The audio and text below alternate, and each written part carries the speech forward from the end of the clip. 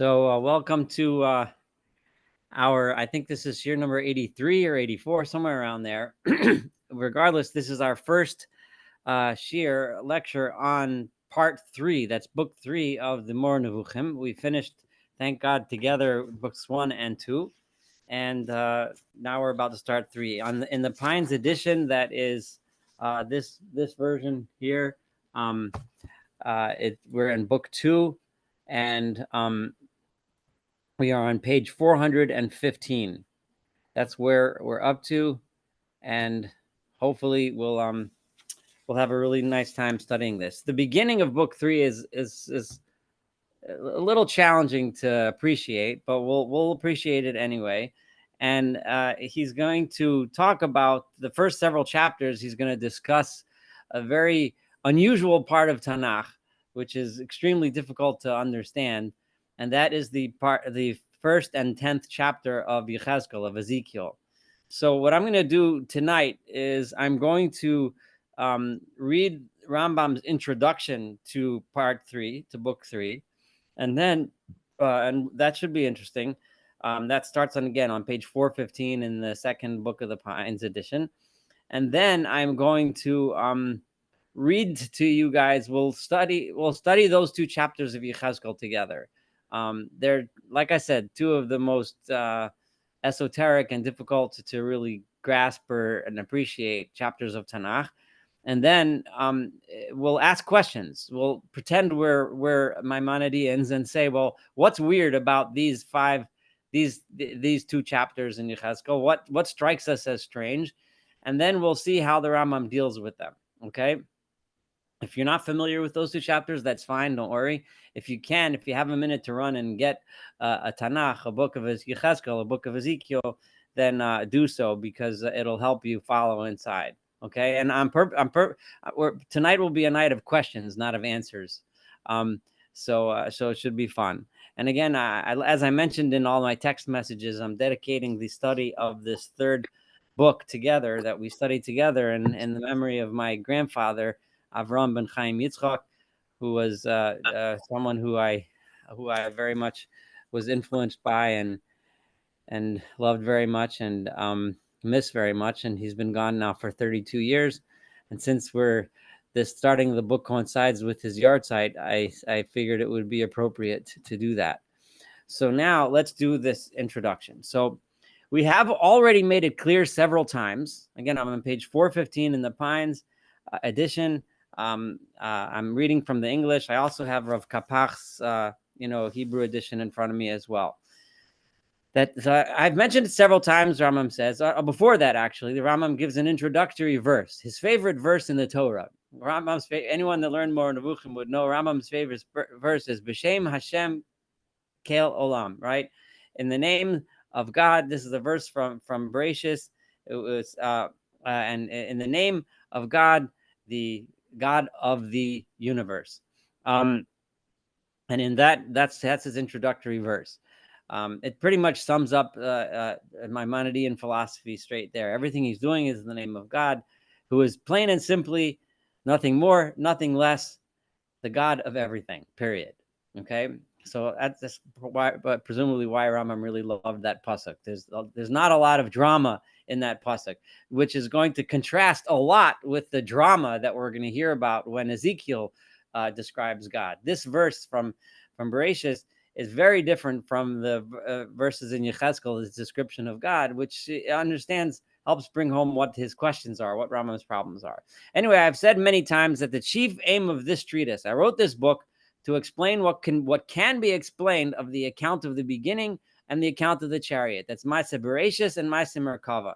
And Rambam already told us that in his understanding, Maaseh Bereshis is what Aristotle called physics, similar to what you and I would call science, right? And the account of the chariot is Maaseh Merkava, which is what Aristotle called metaphysics, which is similar to what you and I would call philosophy, okay? Or philosophy / knowledge of God, which in the Rambam's view is one and the same.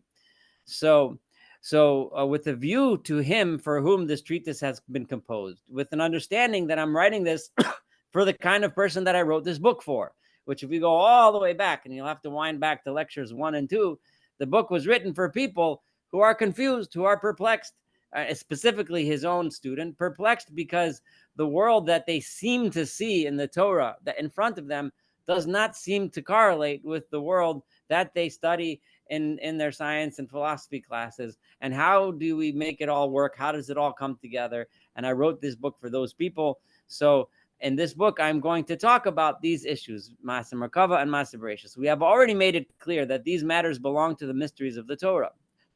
So the issue, what the Rambam is saying here is in the background is, well, if these two things are really the basis of knowledge and are so important, Ma'aseh Bereishis and Ma'aseh Merkava, then why, when you open Tanakh, you don't find it in there, right? You don't find science in there, and you don't find philosophy in there. So it's kind of odd, right? And Rambam, the question is so obvious to the Rambam, he doesn't even have to ask the question. So he just answers it right away. He's saying, I've already told you that these matters belong to the mysteries of the Torah.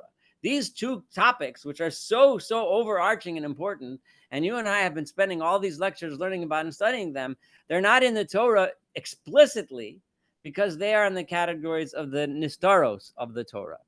So both science, right, which we learn by studying the world around us, and philosophy, which we learn also by studying the world around us and using logic and reason and so on, these are part of the mysteries of the Torah. And you know that the sages, the Chazal, may their memory be blessed, blame those who divulge the mystery of the Torah. They say that people who go out in public and teach those things to the masses are blamed. In other words, are blameworthy. They're doing something wrong. And we've been through this several times, why the Rambam felt and that these two topics are always or usually misunderstood by the masses. So it's better for the masses to have a much simpler understanding of the Torah than these two things, Ma'aseh Bereishis and Ma'aseh Merkava. Those things are reserved for those who have studied, those that understand, right? So someone could object to me studying this with you is because, you know, it was me, and I don't know about you guys, but I'm a member of the simple folk. But the Rambam is here to tell us that, you know, revealing these secrets are things that is dangerous in the hands of the population, which are clear and manifest to the men of speculation is very great, right? Oh, and they also made clear the reward for someone who conceals it, right? Now, obviously, Rambam is writing this book, so he's going to deal with this soon. And this is one of the fascinating things about this introduction of this kind of catch-22 that he's catching himself in. I'm writing to you a book. I just told you I'm writing you a book about the mysteries of the Torah, and then I told you you're not supposed to reveal the mysteries of the Torah. So how does A work with B? So before he gets to the answer, he's going to mention at the conclusion of Masechet Psachim, when speaking of the signification of the dictum, where it says, "For her gain shall be them that dwell before the Lord to eat their fill, and limechase atik, to those that hide that atik." Atik is an Aramaic word that means the elderly one. It's a word that has a lot of meaning in the Kabbalistic literature. Atik yomin but it's not only found in the Kabbalistic literature. It's also found in Chazal. And Atik Yomin means the elder of days. In other words, the God who is around for all time. It was a way of calling the Atik Yomin, right? They say for those who covers the things revealed by the Ancient of Days, namely the mysteries of the Torah. Now, it is very important to understand that Rambam's understanding of mysteries of the Torah is very different from the Kabbalist's understanding of mysteries of the Torah. A Kabbalist would tell you, a mystic would tell you that the mysteries of mysticism are the nistaros of the Torah. Rambam is telling us that science and philosophy are the nistaros of the Torah, are the hidden things, right? And understand the extent of that toward which they give guidance, if you are of those that can understand. So in other words, you need to understand how important it is to not reveal these mysteries to the inappropriate and wrong people. They have already made it clear how secret the account of the chariot was and how far into the mind of the multitude. That this idea of the Ma'aseh Merkava, especially, right, the philosophy and so on, is something which the mind of the multitude simply cannot grasp. And just try to imagine, and Rambam said this, to tell somebody who's simple-minded, right, you know, to try to probe some of the depths of some of the mysteries it can get people very, very confused, and they make conclusions that will lead to heresies, right? And many of the things the Rambam said, has taught us already, can lead people off in all sorts of crazy directions. And it has been made clear that even that portion of it that becomes clear to him who has been given access to the understanding of it. So even if you are one of those who studied and now understands it, is subject to a legal prohibition against its being taught and explained except orally to one man after having certain stated qualities.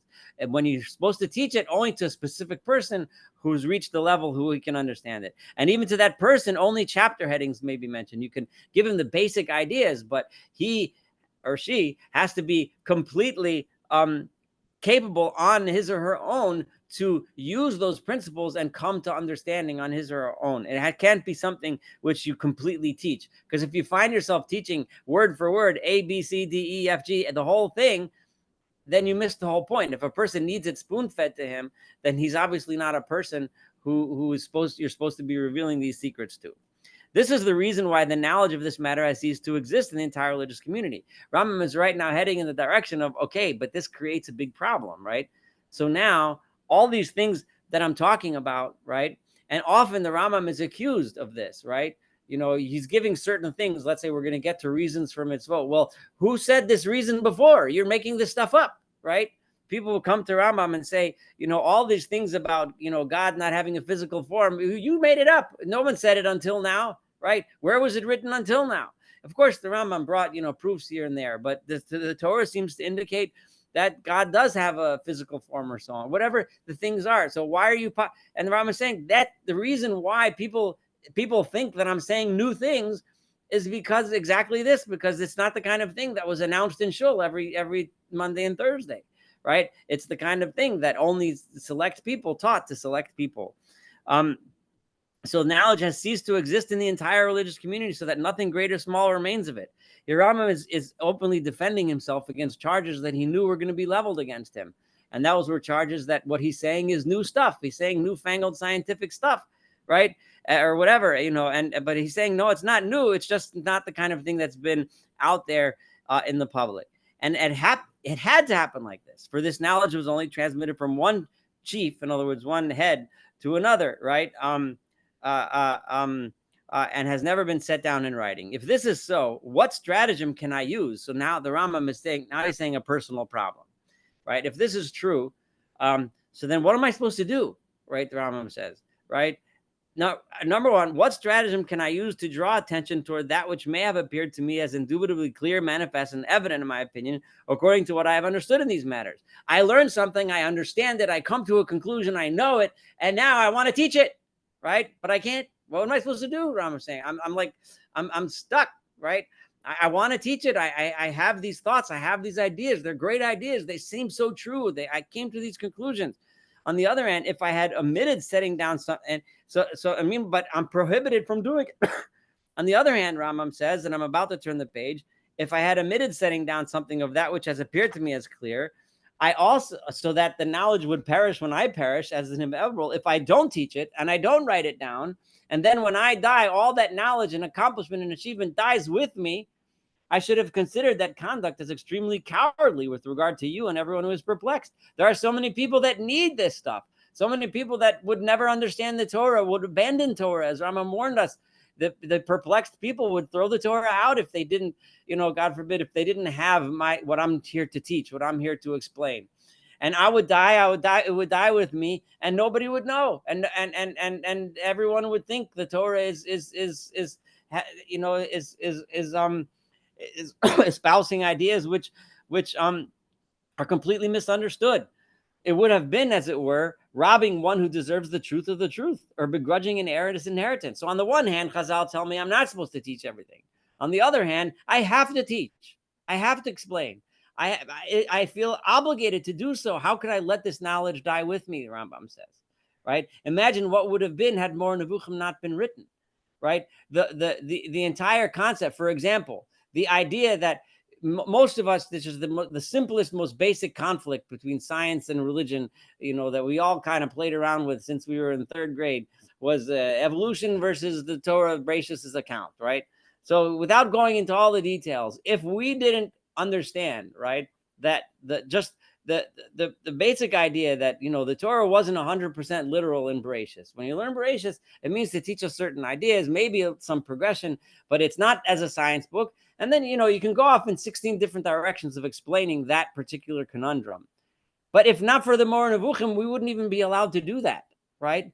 No great Jewish leader would have gotten up before Rambam, maybe some exceptions, right? Like Rasadi going a little bit. But the bottom line, if not for the Rambam's permission, we wouldn't be allowed to interpret it. And we'd open up the book of Bereshis and we'd say, well, this contradicts everything that my science book says.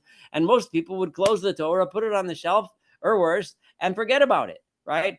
The Rambam is saying, had I died without writing this book, people never would have known that they can do these kinds of things, right? It would have been, as it were, robbing one who deserves the truth of the truth, as Rambam said. And both those traits are blameworthy. Just like I said, it's blameworthy for someone to teach people that can't handle these things. It's also blameworthy for me to let this knowledge go without teaching it. So what do I do? On the other hand, again, he's going back and forth. As been stated before, an explicit exposition of this knowledge is denied by a legal prohibition, in addition to that which is imposed by judgment. In addition to this, there is a fact, and here's really, really fascinating. So here is Rambam telling us, right, that everything that I achieved, Rambam is saying about himself, I achieved through my own toil, my own work, my own study, my own logic. I did not have what some people might have called Ruach HaKodesh, right? Divine inspiration. I did not have it. Nothing magical happened. I worked through this. I studied this, the Rambam says. In addition to this, there is the fact that in that which has occurred to me with regard to these matters, I followed conjecture and supposition.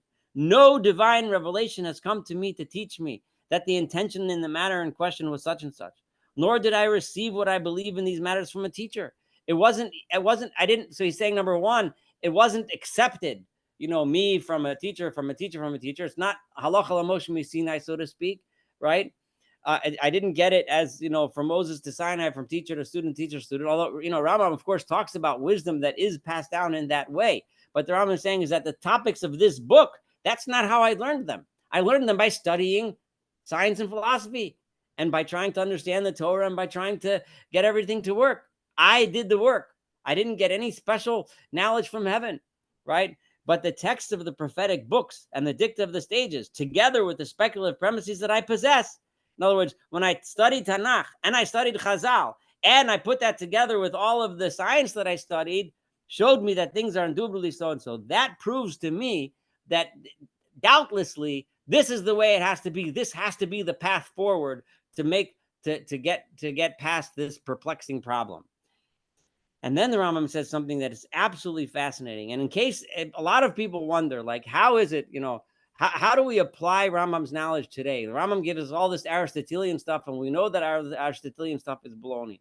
So, and that also leads to the question, and I have mentioned this in a few of our previous lectures, did the Rambam think that his explanation was final, right? Did the Rambam think that Aristotelian science was the be-all and end-all of science, and therefore that's going to be it, right? Because if that's the case, it makes this book much, much less valuable. Because if everything depends on the motions of the spheres and all these things that we know today don't exist, right? Then, and that's what the Torah meant, right? Then again, you left with the problem that the Torah seems to be saying things that aren't relevant, right?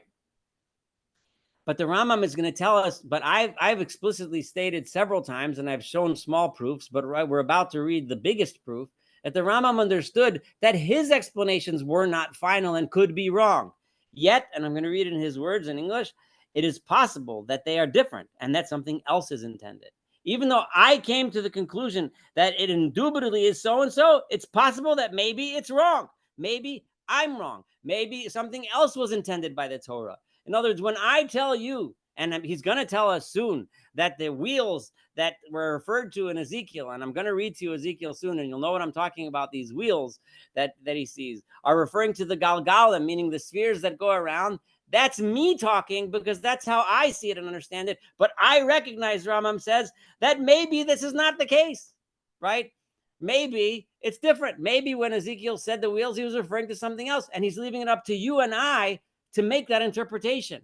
Remember, this is so crucial because the Rambam is giving us permission to study the Torah and understand it in ways it makes more sense to us. So if the Aristotelian ideas don't make sense to us, then maybe we can apply more modern scientific ideas using the same method that the Rambam did. Now, and how do we do that? Rightly guided reflection and divine aid in this matter have moved me to a position which I shall describe. By thinking, by learning, and with the help of God. Remember, not by what he said before, not Ruach HaKodesh, but divine aid, right? Which, according to Rambam, if we go back to the first two levels of prophecy that he taught us at the end of book 2, the divine aid, being that spirit within us of searching for the truth, of searching for justice, right? That's divine aid in Rambam's book. That is what drove me to the conclusions that I came to. Namely, I shall interpret to you that which was said by Ezekiel the prophet, peace be upon him, in such a way. So I'm gonna translate for you those parshiot of Yechezkel, and Blineder, after we finish this paragraph, at the end of this page, this chapter, the introduction, I'm gonna read to you Ezekiel, those two chapters, 1 and 10. You'll understand right away why they're strange, and if we can have some give and take at some of the questions that appear to you, that specifically try to think Maimonidean in a Maimonidean way. What questions would the Rambam have? How and what would bother him about these chapters? Okay. So I'm going to explain it to you, right, in such a way that anyone who heard that interpretation would think that I do not say anything over and beyond what is indicated by the text. So this is crucial. And I want to say this, I want to emphasize this. And we've been together for a while. And if you remember, we've learned through a lot of cases where Rambam explained a certain parsha, a certain text, something that happened in the Torah or in the Nevi'im or Ksuvim or something, right? And the Rambam then would always back himself up when he would say an interpretation that you might not think right away it matches the words. The Rambam would tell us, no, you have to read the word. And he would tell us, this is a shem meshutaf, right? This is a borrowed word. It's a word that could mean several things, and it's used here in this context, and so on. And he would show us how, if you read it properly, it actually says exactly what he's saying.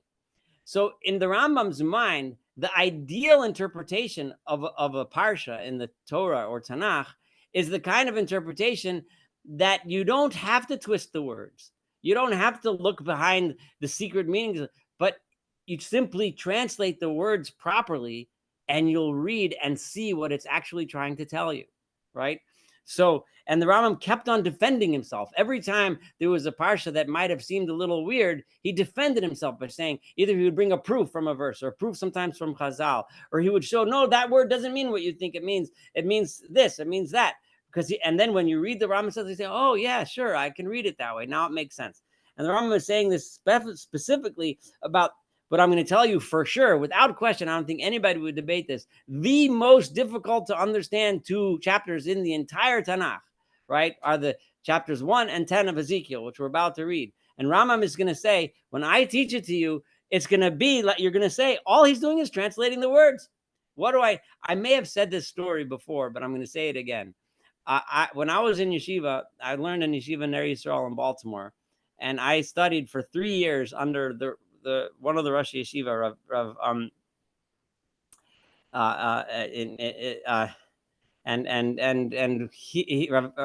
Kolevsky, Rav Yaakov Kolevsky, and he would to teach us, and he would always sit down in the beginning of every shir after we had prepared. I don't know, for those that haven't learned in yeshiva at a high level before, we prepare the sugya of the Gemara. In other words, we learn through the Talmud, we learn through all of the main commentaries. We debate it. We look how it comes out, in actual halacha. We try to go through the different commentaries over the centuries and debate back and forth. So we come in very, very well prepared, expecting the Rosh Yeshiva to give us something new, something different, some special new approach to this entire subject that we couldn't come up with on our own. And every single shir, he would start by just reading through the primary commentaries, the Rishonim. He would read through the commentaries word for word. And by the end, and there was always half the class was climbing the walls. Like, we already read this, we know this. And I remember, but then at the end, when he would after he would read it, he would conclude, this is what this Rishon means, this is what this Rishon means. And somehow, in a short conclusion of the class, it was brilliant. Like all of a sudden, things just made clear, made sense. And it felt like what we were studying was the actual intent of those Rishonim, the actual intent of those commentaries, how they understood this topic. And I remember I talked to him several times. I said, you know, Rebbe, I was early on in my days when I felt a little enough chutzpah to go and talk to him this way. I said to him, you know, why does the Rosh Hashiva have to like read through like everything? Like we read the Ran already, we read the Rashba already. The Rebbe doesn't need. I just made names of some of the main commentaries. You know, we all know what he says. We read it. The Rebbe could just say, you learn the Ran, you know, this is what he says. You learn the Rashba, he says, and this is how I'm going to explain it. And he told me, he said it very clear. I'm intentionally doing this because I want you to learn that when you learn the Ran, right? The Ran is Rabbeinu Nisim, one of the main commentaries. That was the one he was referring to at this specific conversation. I want you to read his language carefully so that when you finish reading the Ran, you know what the Ran said. Not what you think the Ran said, not what you wanted the Ran to say, not what so-and-so said the Ran said, not even what other commentators understood the Ran to say. But I want you to read him so that you understand what he's saying. And the same thing when you go to the Rashba or Tosfos or anything, this is how I want you to read it. And what Rambam is really hearing the same thing. What you're going to learn when you read through, and that's something that I've taken with me for every single text I approach. I try so hard, and it's almost impossible to get rid of all of our biases and everything. But when we read a text, we have to try our best to understand what that text is saying. Once you understand what that text is saying, you have every right to say, I like it, I don't like it, I agree, I disagree, that's fine. But don't claim that the text said something that it didn't say, or didn't say something that it did say, or whatever. When you read a text, you understand the text. So reading the text is crucial, which is one of the reasons why I chose. In the beginning, I was kind of a little wishy-washy about this, the first few lectures, but I decided, no, I'm reading through the Rambam from beginning to end, right? Because we are understanding this text, and that's the way it is. Okay, so here he's saying, when I study Ezekiel, people are going to say, all the Rambam said was what is written, but that is as if I translated the words from one language to another or summarized the meaning of the external sense of the speech, right? So someone will think that all I did was write a translation of Ezekiel.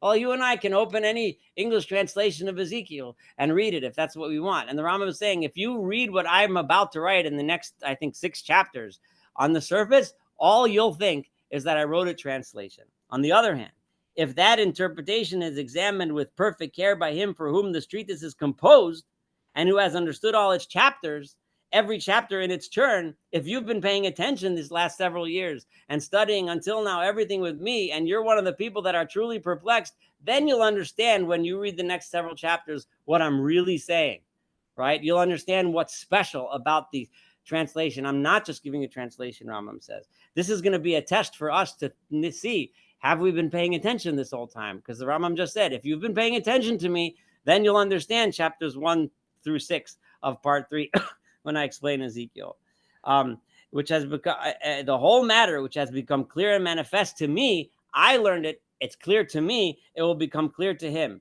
so that nothing in it will remain hidden from him. Now, the genius of this is the Rambam just answered his question, right? Remember, his big conundrum was, what do I do? Am I supposed to reveal this kind of knowledge, or am I not supposed to reveal it? If I reveal the knowledge, then the Chazal said I'm not supposed to reveal it, right? It's supposed to be a nistaros. It's supposed to be secret. If I don't reveal it, right, then I'm going to go bring this knowledge literally to my grave, and no one will ever know. No one will know how to read Tanakh properly. No one will know when they open a Tanakh and they see an extremely confusing and difficult for anyone with a modern scientific mind. When they read Ezekiel, and you'll see so, I promise, and very shortly, right, anyone with a modern scientific mind is going to look at it and say, what is this crazy stuff, right? And I don't mean it, God forbid, it could come out as insulting to Ezekiel. I'm just trying to emphasize how bizarre it seems, right? And so therefore the Rambam said like this: if you don't understand, then all you'll think, this is how I'm going to write. I'm going to write in an esoteric way. I'm going to write in a way that if you're intelligent and you're smart enough, you'll realize the special wisdom that I'm trying to impart. If you're not, and all you are, and you're just reading the surface, and you haven't been paying attention to me this whole time, Rambam says, then all you'll think is I wrote a translation. And this is how I managed to maneuver between those two problems. I'm not going to teach it to those people that aren't worthy, because they're going to read my chapters and they're not going to understand what in the world I'm saying anyway. They're going to think I just wrote an Ezekiel translation, just like the Jewish Publication Society made an Ezekiel translation, right? And those guys, the people that are intelligent that I want to teach this to, they'll understand the deep questions that I'm trying to answer when I give my explanation. This is the ultimate term that it is possible to attain in combining utility for everyone with abstention from explicit statements and teaching anything about the subject is obligatory. So this is the way I could satisfy everything. I could not teach the people that shouldn't be taught, and I could teach the people that should be taught. And literally, we feel from the Rambam's own frustration. I can go to the grave knowing, Rambam tells us, right, knowing that I didn't let this knowledge die with me, right? That I went to the grave knowing that this knowledge was going to live on forever. And in 2024, some people are going to be sitting around on a Wednesday night studying this. After this introduction has proceeded, apply your mind to the chapters that will follow concerning this great noble and select subject. So I'm following Rambam's instructions. Rambam says, apply your mind to those chapters. So I'm going to read those chapters in a minute, which is a stake upon which everything hangs and a pillar upon which everything is supported.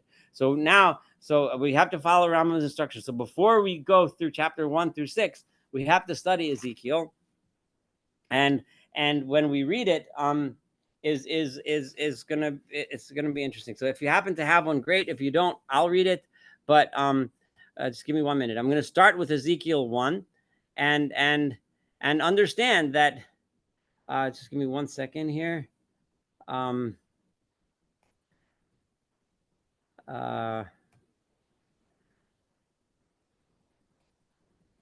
just want to set up my screen like a split screen so that I can see you. And okay, so here I am. Fine. So Ezekiel chapter 1. Okay, I'm not going to go into every single detail here as if I was teaching Ezekiel, but the general idea you'll see. For those that have studied this before, just there's always Chazara, a review is always good. For those that haven't, and you get struck by the strangeness of this, then that's great. That is the entire point. So Vayihi b'shloshim shana. It was in the 30th year, exactly the 30th year of what is not clear. Most traditional commentaries understand that he was counting the 30th year of the Yovel cycle.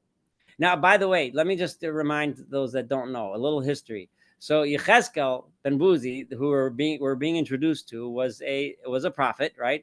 Now he was a prophet he was a Kohen, he was a priest, and he was a priest in the Beis Hamikdash, the temple, at the time preceding the destruction of the first temple. And the Babylonians, there were 3 periods of exile, right? And the first exile was the Galus Yoyachin, was when King Yehoiachin was exiled along with many of the leaders of the top leadership, especially the priestly leadership. So they were exiled to Babylon while the temple was still allowed to stand, and a new king was established in Yehoiachin's place. So it was kind of like the Babylonians trying to take away the leadership who were most likely to be the ones who would potentially lead a rebellion. So by getting them out of the way, he hoped to keep these Jews a little bit less rebellious, and keep them noble. But after the second and a third time, Nebuchadnezzar in Babylon just got fed up with them and destroyed the temple, and that was the end. So here this vision takes place while Yechezkel is in Babylon, while Ezekiel is in Babylon. And he is seeing this vision. Most of his prophecies take place at this time period, prior to the destruction of the Beit HaMikdash. Later in the book of Ezekiel, he receives the news that the Beit HaMikdash was destroyed, and he has then he switches to visions of consolation, of visions of the future, messianic visions. In the beginning, it's mostly rebuke. But regardless, this is how the book starts. So Vayihi b'shloshim shana, it was in the year 30 of, I'm saying the Yovel cycle, even though I know there's various ways of understanding this. Baravi, on the 4th day, b'chamisha l'chodesh, on the 5th day of the month, the 5th day of the 4th month, Vani b'toch hagola, and I am among the exiles al nahar Kivar. I'm on the river Kivar, which is some river in Babylon. Niftachu hashamayim. So he's describing a vision that he saw. The heavens opened, va'ereh marot Elohim. And I saw visions. Now, this can be translated visions of God, which on a simple level, one would understand. One would think this means he saw visions of God. Now, right here, Maimonideans, who wants to say what's the question number one?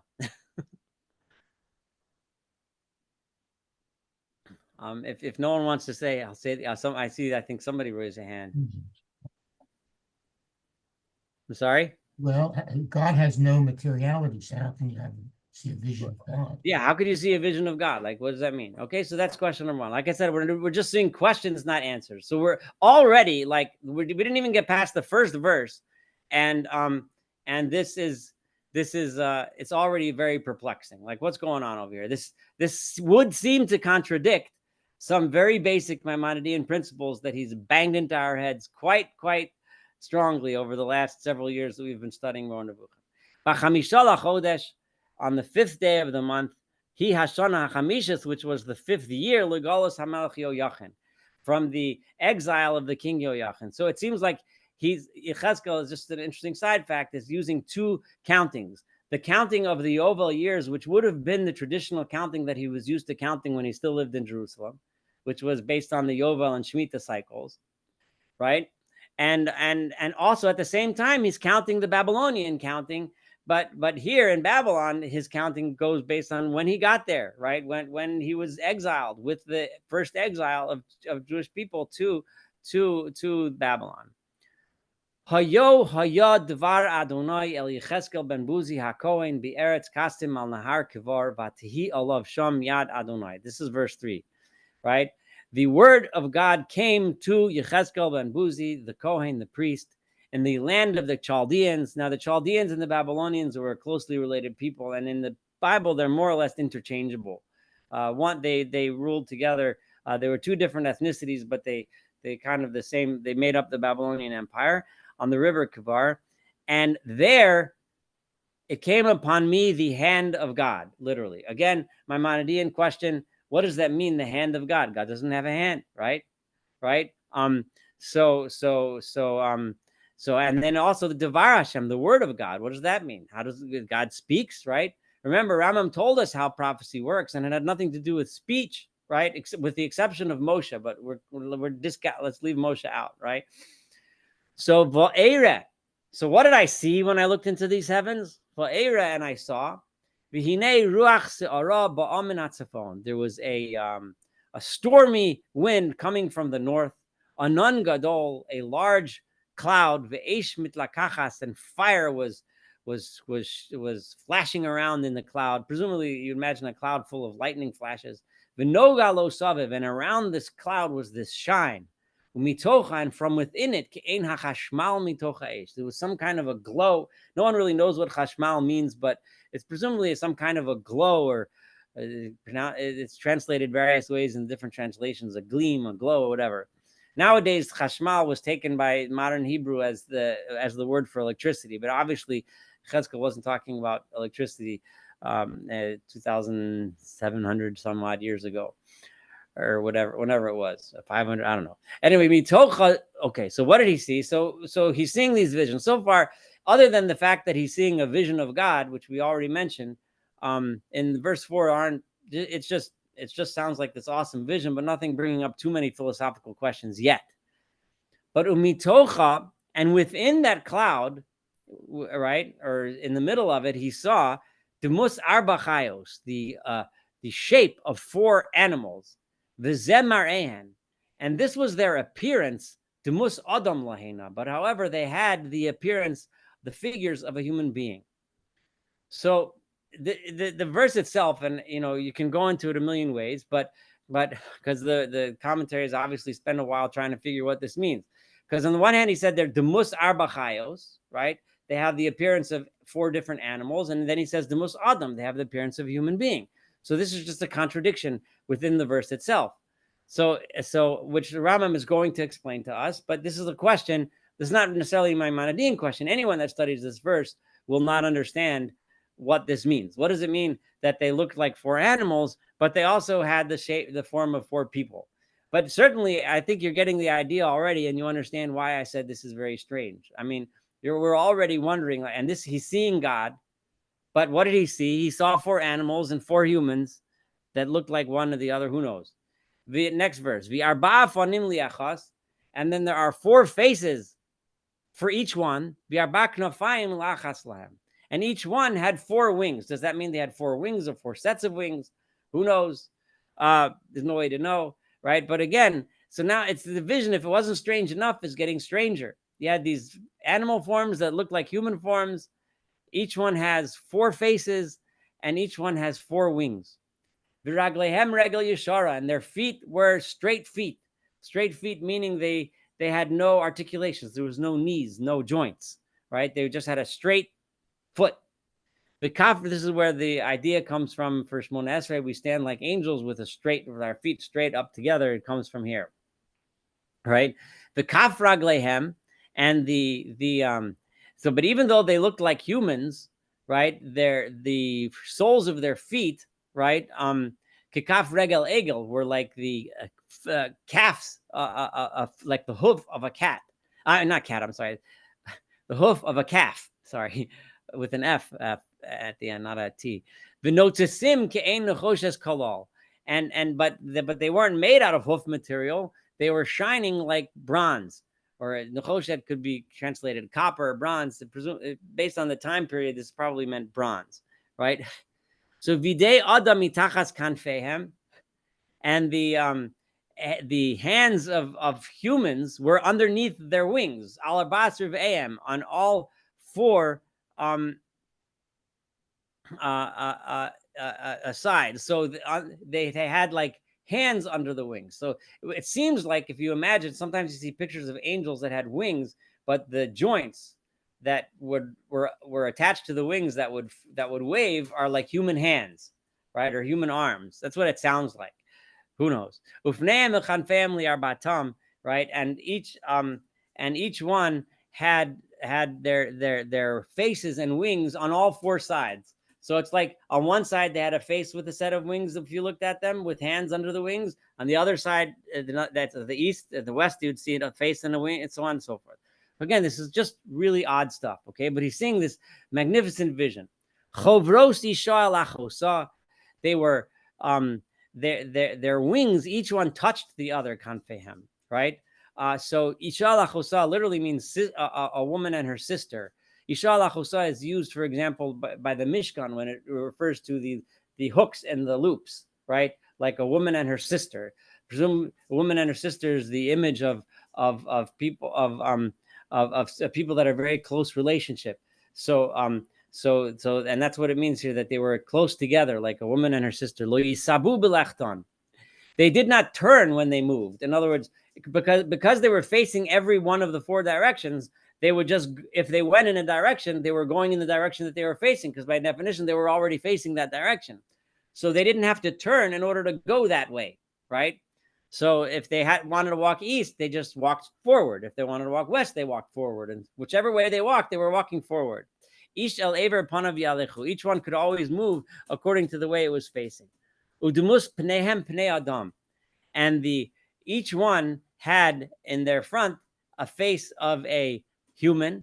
Ufnei aryeh el hayamin liarbatam, and each of the four had a face of a lion on one side. Ufnei shor mehasmol liarbatan, and the face of an ox on the left, which presumably means the west or whatever. Ufnei nesher liarbatan, and then on the back side would be the face of an eagle. So these four faces. Ufnehem v'chanfehem prudos milmala, right? And their faces and their wings were separated above them.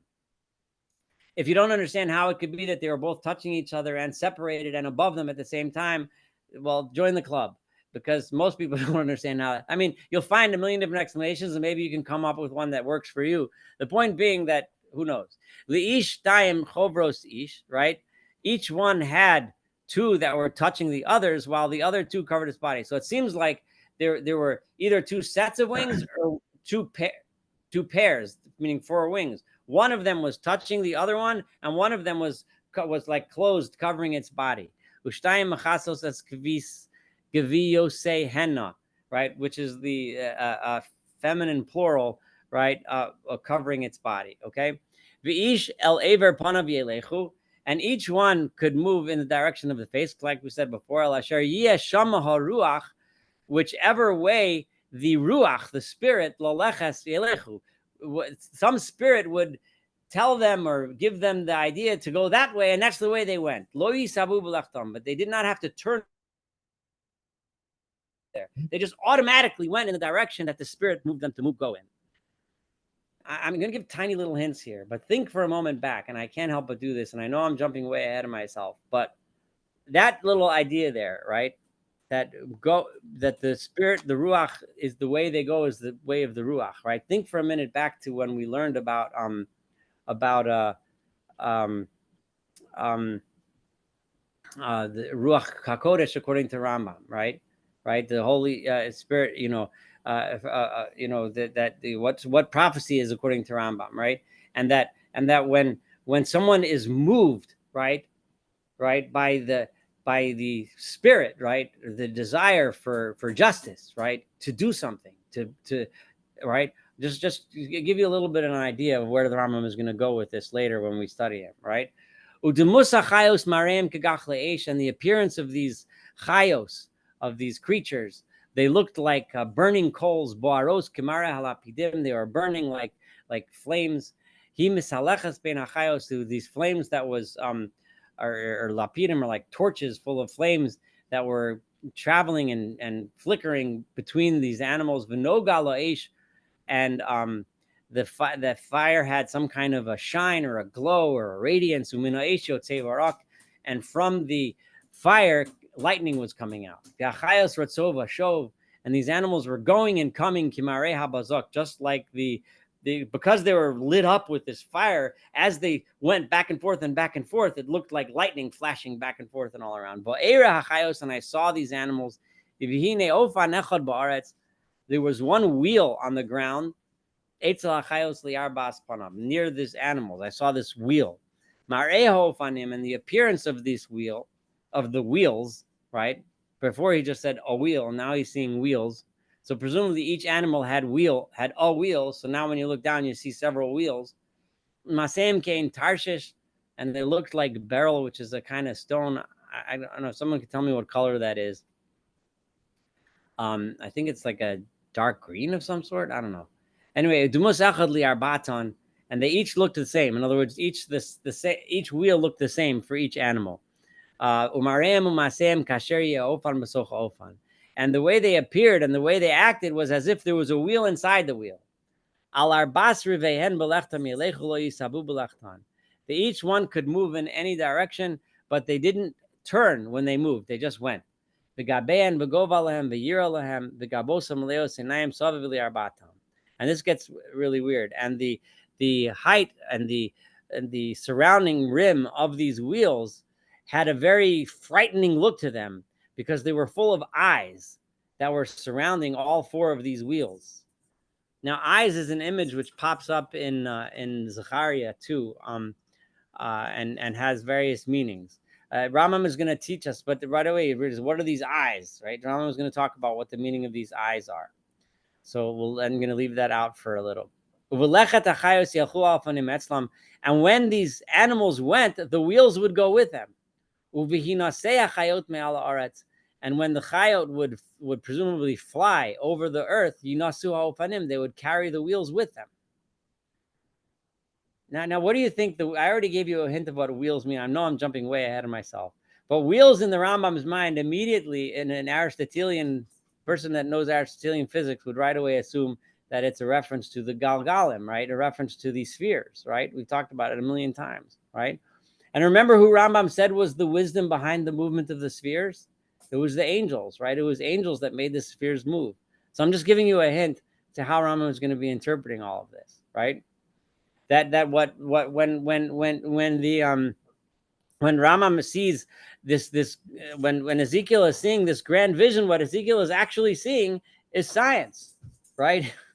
He's actually seeing the the angels moving the spheres, right? But anyway, I got way ahead of myself, okay? But al asher yasham haruach lalechas elechu, wherever the spirit would move them to move, they would move, right?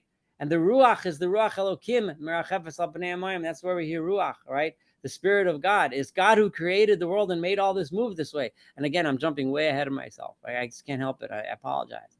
But right now, it should sound weird to you, right? It should sound like, what in the world is going on? The spirit telling them to go this way, and they would always go that way. The ofanim, and the ofanim, the wheels would always be carried opposite them.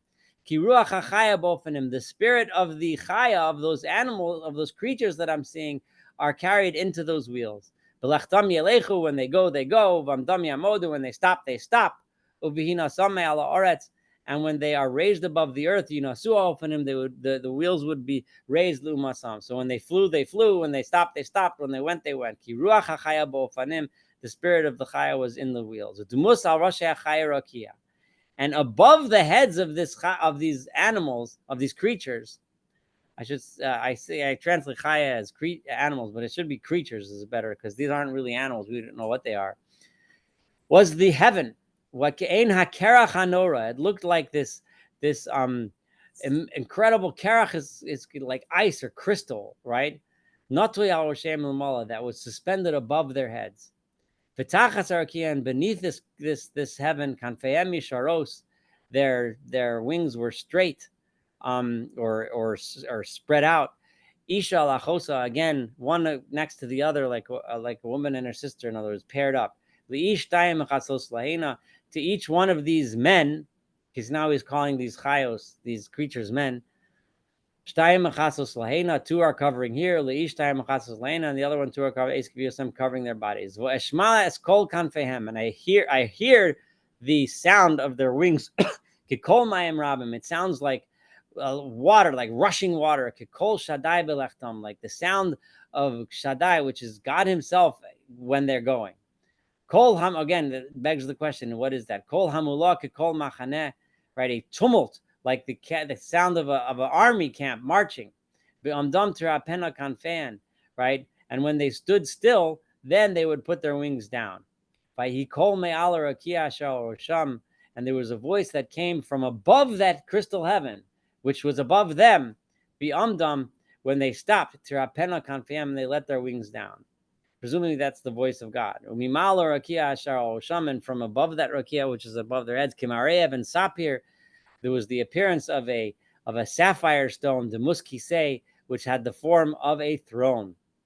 And this verse is the real whopper verse, okay?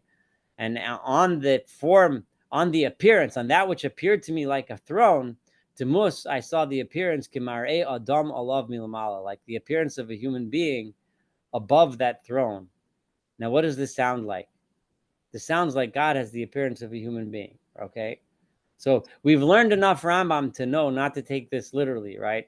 But to say that somebody who's understanding this verse to be literal is automatically going to be led in a really bad philosophical direction if you hold like the Rambam, right, that God has no form. Here you have Ezekiel describing what God looked like to him in this vision, right? This is pretty powerful and pretty difficult stuff.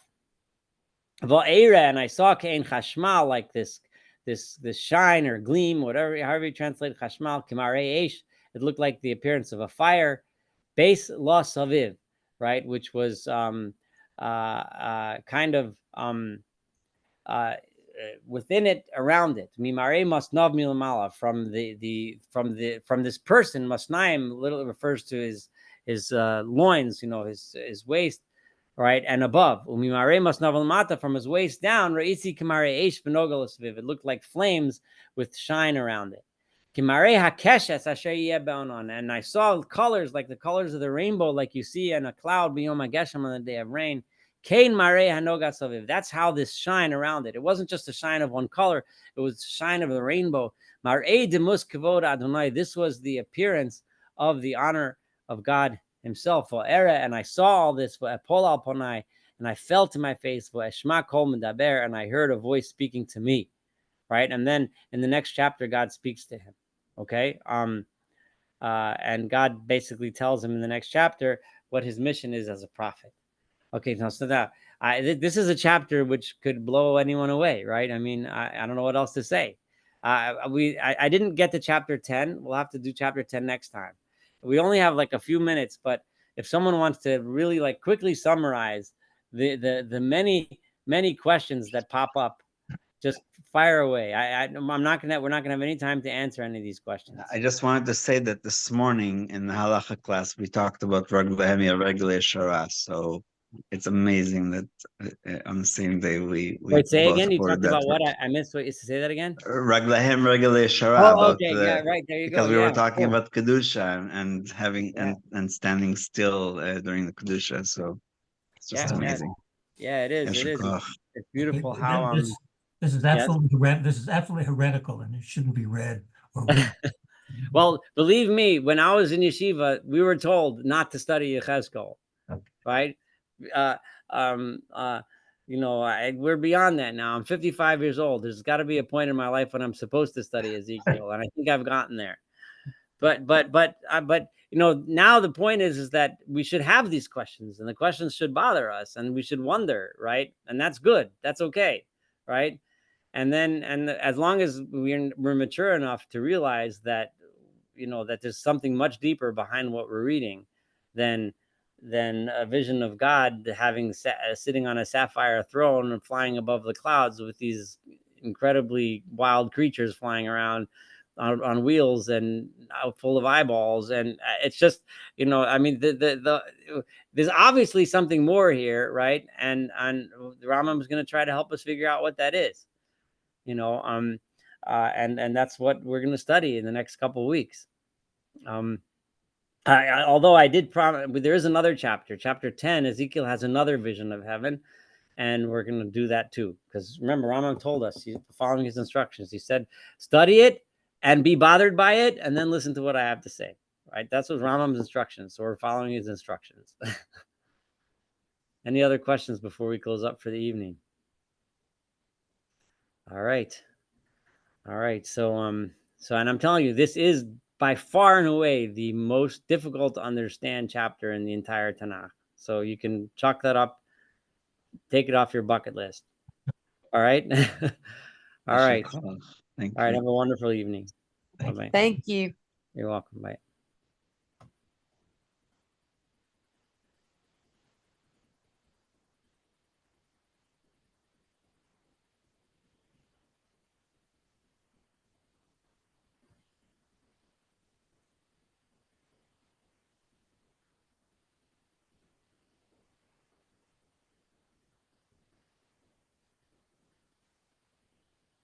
I'm perplexed.